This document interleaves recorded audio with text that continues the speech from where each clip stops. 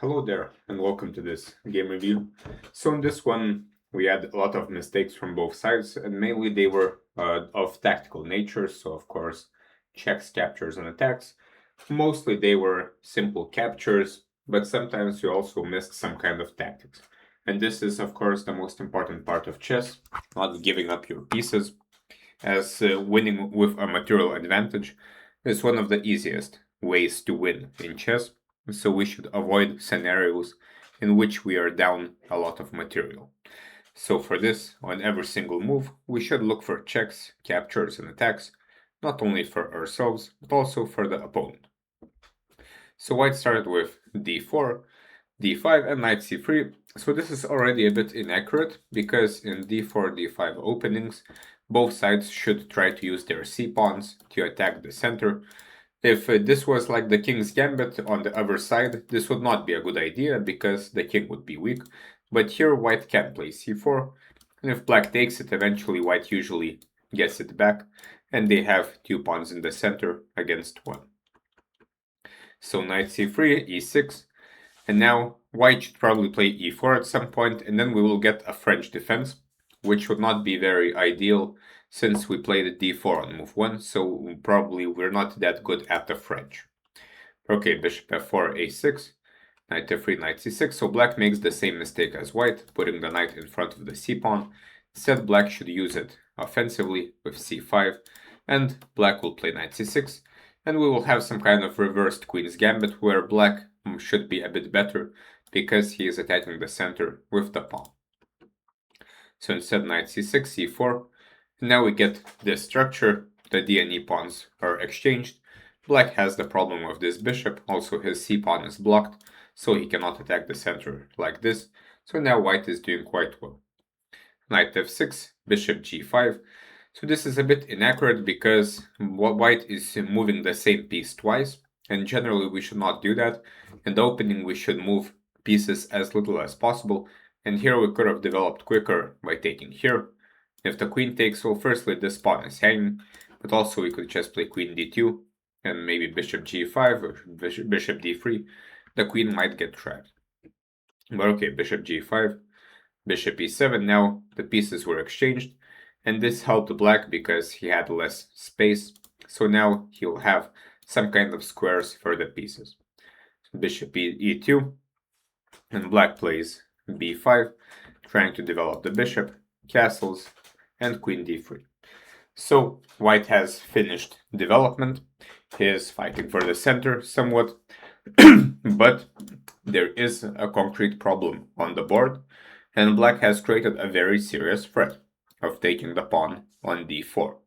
And this is something we have to see right away, because in chess, the most important part is what's happening here and now. And here there are 3 attackers on this square, and there are only 2 defenders, which means we should defend it with c3. And now, again, white has slightly more space with this pawn on d4. We can then try to put a rook on the e-file, eventually maybe knight e5 when it is ready. One more idea is to play a4, try to attack the queen side, and white is doing quite well. But instead bishop d1 is played, which is a very strange move. I guess it's trying to play c3 and bishop c2 to eye up a checkmate on h7, but this doesn't really work if the opponent understands the idea, and also, most importantly, the pawn is now hanging, and black would just take it. And white has lost a central pawn, so black is just winning, because he is a pawn up for nothing.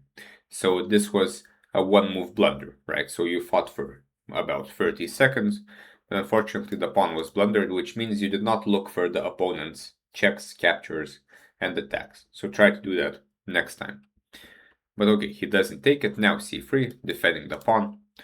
Knight e7, so black has managed to develop all his pieces. Bishop c2, but this whole maneuver isn't really very useful because black can just defend with g6 or knight g6 and nothing really happened on this diagonal. Okay, knight e5, but black is not going to take.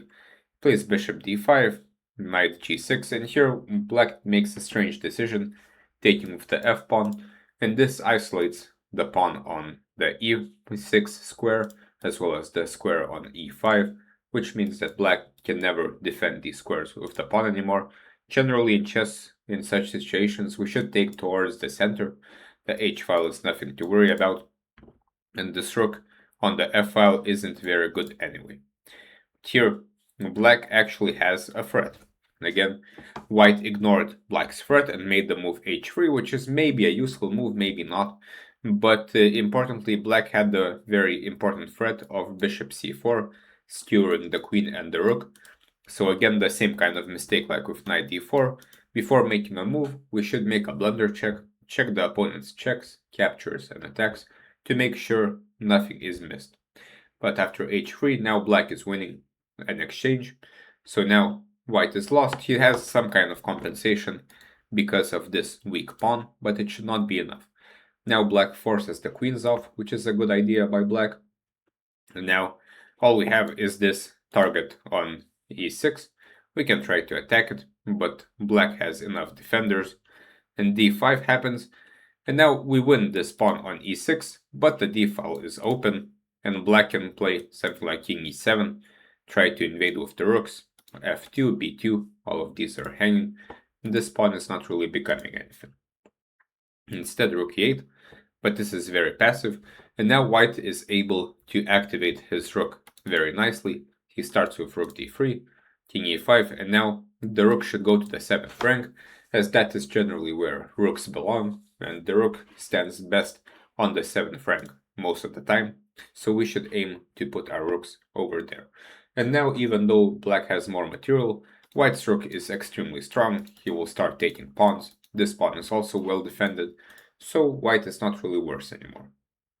Instead, this check is given back, rook d5, but now, again, white should go to d7, not only because the rook will be active, but because now black again has a very serious threat, which was again missed, of taking this pawn, because for the moment this rook is blocking the bishop, so the pawn is attacked, which we must see. Unfortunately, this was not seen. a4, again, a positional move, maybe trying to create a weakness here, but all of these positional things don't matter if we are blundering things in one move, right?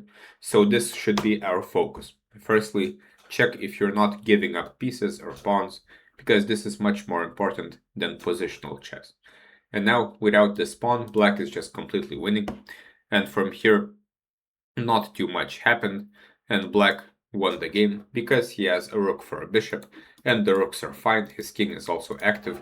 Our bishop doesn't have much to do, so the game is more or less over.